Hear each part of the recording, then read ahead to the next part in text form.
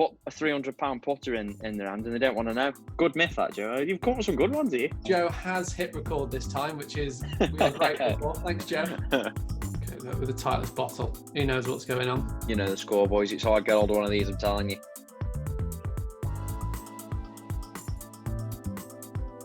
Hello, everyone. Welcome back to Below Par with myself, Joe, and Joe. Hello, everybody. How are you this evening, Joe? You right? Oh yeah, I was just saying just before we started there, I'm inspired. I'm reckoning that I'm in the next CrossFit Games. I'm going for it. I'm out for a run tonight, tomorrow morning, a few press ups, and I'm ready. You're going to run all night until tomorrow morning. Is this what you're doing? Yeah. Okay. We're pleased to have Neil back on the podcast. Neil, thank you very much for coming back on. No worries, guys. Thank you for having me. Joe has hit record this time, which is we are grateful for. Thanks, Joe. Yeah. Good. I was wondering whether we were going to make reference to it. We'll definitely make reference to it. Neil's going to go, as I said last time. Yeah. Yeah. For a second time. Boom. So I thought what we do then this evening, well, I know that in the last one we covered some great myths and things around fitting. So I thought we would go back over those because obviously the work that you do or did at the Belfry was, you know, as you sort of saying last time, 50-50 split with coaching. Yeah, well, yeah. Probably a little bit more fitting, but yeah, it was close. Thought it'd be quite interesting to kind of maybe share with some people that are listening kind of some myths, and certainly for you to bust those myths. I know it's almost like you're getting something off your chest when you're doing this, or it is for me. And it's kind of, you know, a bit of knowledge for the people listening. So let's start by busting some myths. So the first myth, Neil, you're gonna be banging your head on the table by the end of this. A custom fit costs more than buying off the rack. No, not having that either. So that's a myth, especially the way that we used to do it at the Belfry, because basically first off, we'd price match any retailer as long as it wasn't like a second-hand eBay kind of thing. We'd price match any retailer. It'd be £50 for the hour of the fitting, but the £50 would come off the price of the clubs anyway. So it was like a free service. So people that think custom fitting adds to the cost, it's rare that anybody charges for the fit and the clubs nowadays. You generally get the fitting fee back. That's it. Essentially what you get is the assurance that what you've got in your hand is correct. That's yeah, it. Definitely. That doesn't cost you anything. Yeah, I think also, like, don't get me wrong, I mean, sometimes somebody might get fitted for an upcharge shaft, but it's not very often that happens. And if it does happen, normally they'll give you a stock shaft and say, well, this does this and the upcharge shaft does this. It's your decision. There's never a case where they'll go, oh, now the upcharge shaft, that's your only option. Yeah, generally guys who go into the aftermarket shafts or the upcharge shafts are looking for it, if that makes sense. You know the kind of guy you've got in just through what the gear he's currently using at the minute. Generally the chit chat, you know, you have a little bit of an interview at the beginning, build a little bit of relationship. They're telling you, you know straight away what kind of customer you're dealing with, whether you're going to be looking at aftermarket shafts or not. Yeah. Because some of them are expensive, aren't they, boys, as you know? I mean, I had that Tour AD orange. I seem to remember buying a slider, and that was a plus £500 driver, and that was slightly frightening when that came out. I had a guy not too long ago. I think it was TS3 when that was first launched with I think it was the Tour. It was a Tour AD, the IZ, I think, and that was like £900. Cash. That is just for a driver. It's expensive, isn't it? Yeah. But guys are paying it, you know. Yeah. Yeah, I mean, in fairness, during the PGA training, there was quite an interesting thing they did with the whole shaft fitting, where you bounce with the laser, and you see the more premium shaft. Yes, you are getting something for it. They're more consistent, aren't they? Yeah, they are more consistent, definitely. Because they aren't mass produced. You see, they're made by these companies that have put hundreds of thousands of pounds into R&D. And they are good, but sometimes to justify the cost, people can't. But on the flip side, you'll get guys that spend £800-900 on a driver, put a £300 putter in their hand, and they don't want to know. It's crazy. That's always a crazy one. Oh, I can't spend £300 on a putter, but I'll blow £1,000 on a driver. Do you know what I mean? It just doesn't make sense. With a £1,500 Stewart trolley. With the remote. Okay, so I remember so we were going on a little bit about buying clubs online as well, and I remember we were chatting about, let's say for example, somebody that can't afford, let's say, a new set of golf clubs.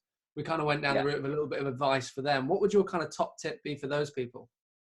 So for those kind of people, guys, what I've done in the past and generally works quite well is to get them coming along for a fitting, get them spec'd up, and then get them to try and buy something as close to that spec that they possibly can. Mainly the length of shaft and shaft is, if you can get those two right, and they can buy the right length and the same shaft. The head design really that can be altered. You can alter the loft and the lie, so you can play around with that. There's nothing worse than buying the shafts at the wrong length and the wrong weight, wrong flex. You're struggling then, because the cost to change them, you may as well just go and get another set. Yeah. Yeah, but certainly what shines through there is it's absolutely possible. So for the people that don't want to go and spend new golf clubs money, there is a way for them to get into golf clubs that suit them. That is going to be definitely in the second-hand market.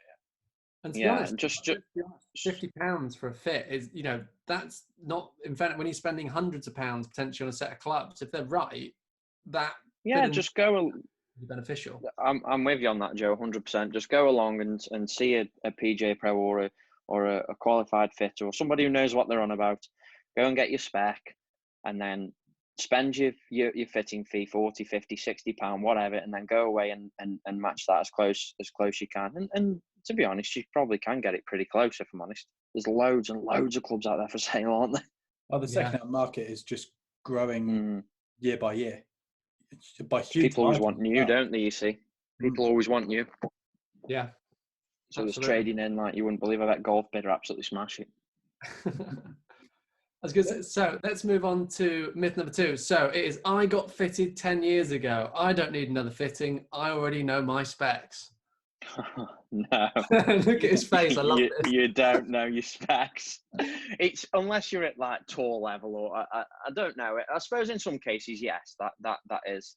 But people's techniques change, as you know. I mean, if you guys, even us three doing this now, if you were to get some video of how you swung it 10 years ago, how you deliver the club head, I'd be amazed if it's the same as what you do now. Speeds, delivery, everything, all attack angle, as we've discussed before, all determines and plays a factor to what spec you need. So yeah, it's important that you get fitted pretty regularly, I'd say.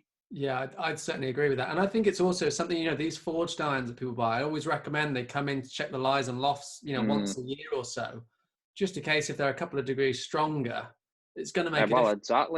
Exactly. Well, there's a few things that could touch upon that really, Joe. Is forged irons are very soft. So guys that slam clubs on the floor, for instance, you can slam a club on the floor, not even hard, move it 2-3 degrees with ease. And then the other one is people that practice at range, that when you're on mats, that it can be quite firm. And another thing is some manufacturers work within a 2-3 degree tolerance. So that's another thing why you need to get your clubs checked.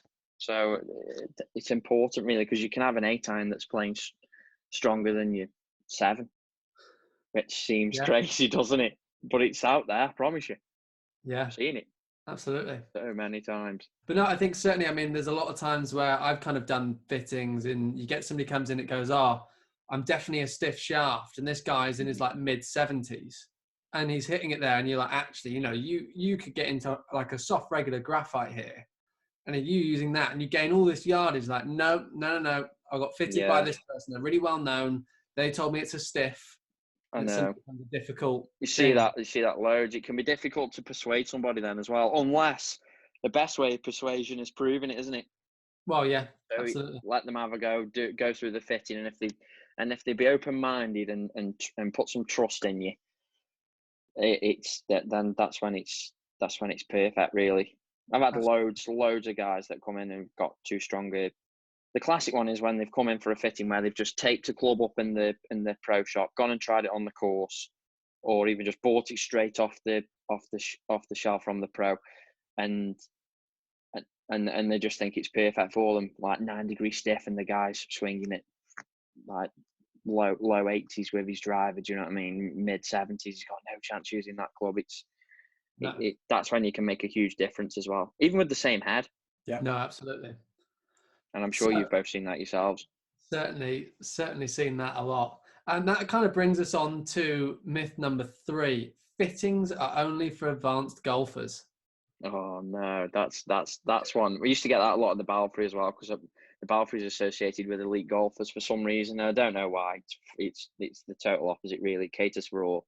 But yeah, I'd say fitting elite golfers is easier because they tend to find the middle of the club a little bit more consistently. But to get, again, the right length, the right head, the right shaft flex, difficult to determine a decent lie angle for somebody who's a complete beginner. Do you know what I'm saying? Static measurement can come into it a little bit then, because how they deliver the club head isn't as consistent every time. But that's something you can get altered down the line as long as you get the right flex, the weight and the length. They'll be fine. Absolutely. Did you ever have it where somebody came in and the toe of their golf club sticking up in the air, and they said they need to change their lie angle because it addresses? Yeah, that's the one that really winds me up. That's probably my number 1 that you brought up right there. Guy will come in, he's got his hands low at address, toes high. These have got to go flatter. I'm like, no. It's like, what happens at impact? No, it can't be. Like, I've been told that I've got lads who are at the club who are scratch handicappers who've told me they've got to be flat, and I'm just like, oh, just trust me. Let's just hit some shots and we'll go from there. I've even had guys before who've got the hands low, toes in the end, and they've even gone a degree, 2 degrees upright, and they would never have thought that. No. It's all what happens at impact, as we know. Here's a good little story for you quickly. Went over to TPI Dinner, California. Spent some time with Lucas Bro, who used to fit on PJ Tour for Titleist. Now he's the full-time fitter at TPI. So he says, all right, we'll use you as the demo fitter. I'm going to open 3 lines. I'm just 3 boxes on TrackMan. All I'm going to do is flatline your ball speed, hit your peak height with your 7-iron, and when we need to get it to go X amount of yards, fitting will be over. And I'm like, hey, nah, not a chance. Get the optimizer up there. Let's have a look at some launch angles. I want to see some spin rates. That's what I want to do. But I'll go with you. But I'll be open minded. So I'm hitting away. Bang, bang, bang, bang, bang. Changes the shaft. I go back to the laptop. He's still got these 3 windows open. Yeah, that's no good. That's no good. That's no good. Tries a few back. Anyway, when we got it right and we hit the numbers for those 3 boxes, the rest took care of itself. Right. Which was unbelievable. Unbelievable way of fitting, which opened my eyes really. He only with better golfers, he'll only have those 3 boxes open. He says if I hit those 3 boxes well, get the right numbers in there, the optimizer and everything else will look after itself, and it did. Even when we switched optimizer on, looked at launch angle, spin rate, what I want to see, it was brilliant. To be fair, it's really interesting. So there are ways out there. Yeah, I was going to say it's really interesting that how you kind of sometimes, like when you watch the tour guys being fitted, because often their strike and things is so good, they're probably fitted in a very different way to what we are. Yeah, definitely. Us or amateurs. I mean, I know that we went and saw the TaylorMade studio at Wentworth. And they were sort of saying, you know, a lot of the fittings they do there are for the tour guys. And we said, oh, how much do you use this kind of 3D body track stuff? Do you use this for the tour guys? No. They're like, in fairness, a lot of the tour guys ask not to go on it because they don't want to know. They just want to see the ball do what they want to see. Yeah. It's all ball flight related, isn't it? Found that really fascinating. I could tell you a few stories really about some of the guys on tour. It's a little bit like ignorance is bliss with a few of them. And I remember I was at a tournament with Dan. I was caddying for Dan Walker, good friends with Dan Walker, and we were playing with this tour fest on this Celebrity Pro-Am, and then we walked off one of the tees. He came this drive down this par 5. I said, "Oh, are you using the TS2 there or the TS3?" I hadn't got a clue. Didn't even know what TS2 or TS3 was. I couldn't believe it. This guy's a tightly, I don't going to name any names, but he's a tightly staffed player. Do you know what I mean? Decent name in golf, and didn't know which for me was a bit like, crack. He doesn't even know what he's using. But then on the flip side, he's probably hit it. It does what he wants it to do, and he's not even bothered what it is, which is fair enough. And I thought to myself, that's probably stands him in good stead, because sometimes for me now, with trying to gain knowledge and trying to spend time around like the best fitters and trying to gather it, take everything in what everybody said, I'm always messing with my clubs now and tinkering and thinking, if I don't play well, oh, shall I change this? And it's not the way to go. Once you've been fitted and you've just accept sometimes you're going to hit bad shots, you know what I mean? And that kind of brought us on to the idea of having these fixed drivers again. when are they going to get rid of the adjustment? Because I remember you were Yeah, saying that's my theory, pal. That's my, if that comes to light, then you'll be like, crikey, he called it. But whether it will or not, I don't know. So I think that long term, you'll get fitted and then you'll get a fixed driver. Just because, number one, it stops people playing with them and damaging clubs because they don't know how to adjust them properly. And number two, it saves weight. So technically, there's a chance you're going to swing it a little bit quicker, which will relate to a little bit more ball speed, which will hopefully lead to a little bit more distance. So that's my theory anyway. Got to be more aerodynamic as well, isn't it? Surely. Yeah, definitely. Yeah, there's. I mean, a few guys have gone that route now, haven't they? TaylorMade have said that they've optimized their ball speeds now, so they're trying to get it to be a little bit more aerodynamic. I don't know. I'm not an expert in it. I've spent a lot of time with experts that are Marty Jukes and the guys who did the R&D for Titleist we met. Apologies, I've gone and forgot the names. That's terrible, isn't it? But that was amazing to listen to them. But they know what's going to happen in the next 2, 3, 4 years. Do you know what I mean? But they don't really leak much of it. Yeah, fixed heads, certainly for me in a fairway wood, I will never go away from fixed heads in a fairway wood. I've tried adjustable ones, and in the past when I wasn't so educated on it, I didn't really realise that there was a pattern there. All of the adjustable 3-woods I've had in the past, they've gone in and straight back out the bag. That might just be a coincidence, but actually now that I'm a little bit more educated on it, not totally, but all the fixed heads I've had have been absolutely fantastic. I don't think I'll ever go away from it now. Yeah, again, there's an argument for it, isn't there? It's a difficult one because as a custom fitter, you want that adjustability. Let's do this, let's do that. But then when somebody's out there and you click with a fairway wood that is a fixed edge, you know they're not going to change it. You're away then, aren't you? You've got full belief in that club, and you can't change it, so you're stuck really.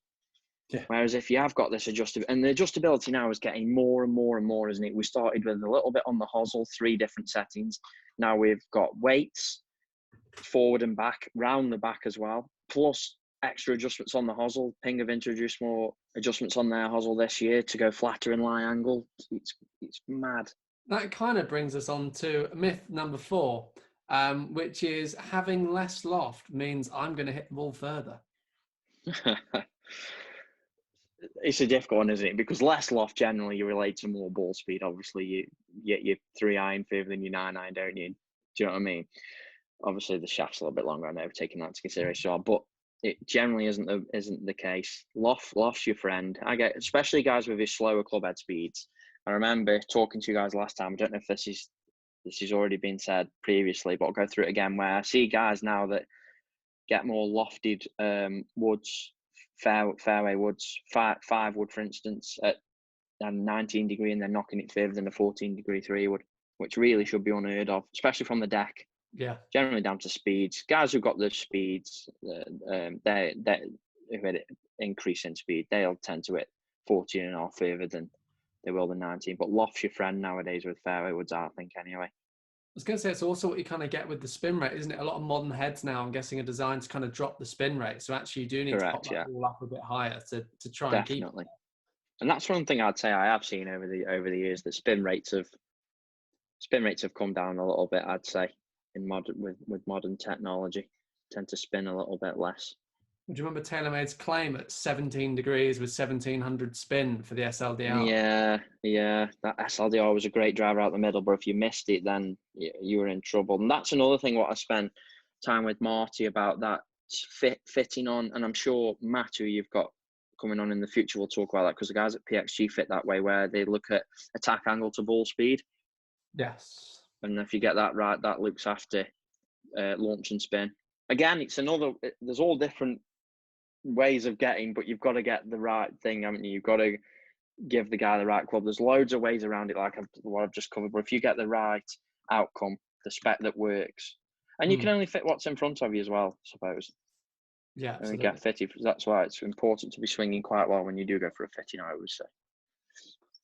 And that brings us on to our last myth, which is a stiffer shaft is going to give me more distance. That's one we've all heard of, haven't we? No, definitely not. So if it's too stiff, too heavy for you, generally you're going to swing it slower. You'll lose a little bit of control. You won't be able to load the shaft properly. Softer and lighter is the way to hit it further. You can lose a little bit of dispersion though, as softer. Sometimes you add a little bit of dynamic loft, you can lose distance, but definitely not stronger all the time. Works to take it further. Not a chance. Good myth, that, Joe. You've come up with some good ones here. That's some good myths, and I'm pleased you enjoyed that. That was a bit of research today. Well, not recording the first time, a bit of time to think about some myths has been good.